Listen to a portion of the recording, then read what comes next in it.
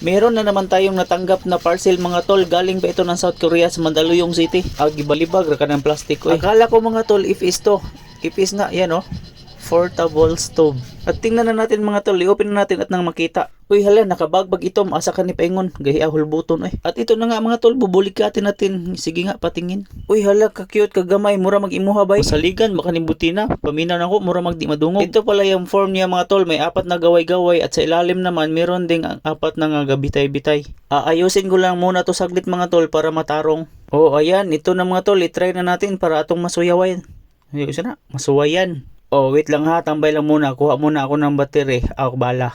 Ang paglagay nito mga tol, sinaw kayo. Oh, di ba? Sinaw pa kayo ang stove. Ganyan lang. Meron naman siyang guide. Easy lang to mga tol. Easy bitaw. Galisod naman gani kag pasulod. Ana, laway eh. Sa totoo lang mga tol, hirapan jud ko sa pagpasulod. Sakto gyud nilang ginaingon. Basta first timer, mangurong.